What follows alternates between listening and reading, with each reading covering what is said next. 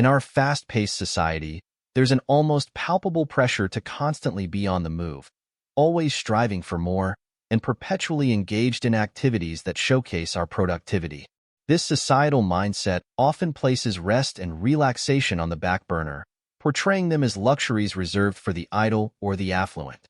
Consequently, individuals find themselves caught in a relentless cycle of striving for success, battling exhaustion, and grappling with feelings of guilt when they dare to pause and take a break. Let's journey into the lives of two individuals, Sarah and David, to illustrate this point further. Sarah, often labeled as lazy by her peers, has a tendency to shy away from activities that are deemed productive. Instead, she finds solace in indulging in passive forms of entertainment, such as binge-watching TV shows or aimlessly scrolling through social media feeds. On the opposite end of the spectrum, there's David. David is the quintessential go-getter, always seen hustling and bustling, ticking off tasks on his never-ending to-do list. Yet, even David has his breaking point. On his rare day off, he opts to rest, not out of laziness, but out of sheer exhaustion from his relentless pursuit of success. This brings us to a crucial distinction: laziness versus exhaustion. While they may appear similar on the surface, they couldn't be more different. Laziness is characterized by a lack of motivation or discipline, a reluctance to exert oneself in the pursuit of goals or responsibilities.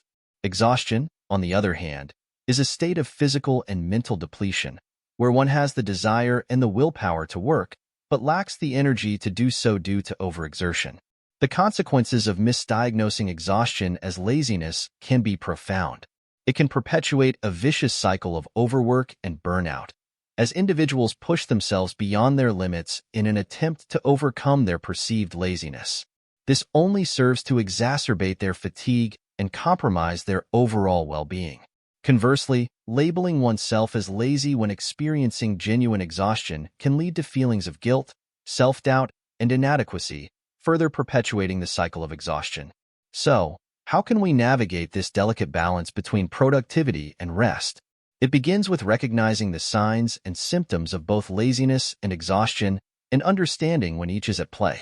One strategy for managing productivity is to incorporate regular breaks into our daily routines, especially during periods of heightened activity.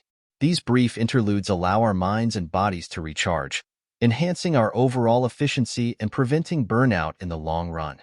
Similarly, setting aside designated time for rest and relaxation during periods of downtime can help us replenish our energy reserves and maintain a healthy work-life balance.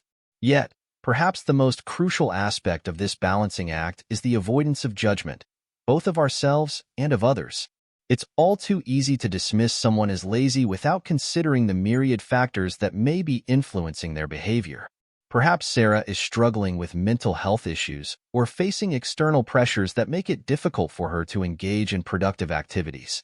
Similarly, David's decision to rest on his day off should be celebrated as an act of self-care and self-awareness, rather than condemned as laziness. In conclusion, recognizing the difference between laziness and exhaustion is essential for fostering a culture of self-compassion, understanding, and balance. By acknowledging our own limits, practicing empathy towards others, and prioritizing our well-being, we can break free from the cycle of overwork and guilt and cultivate a more sustainable approach to work and rest.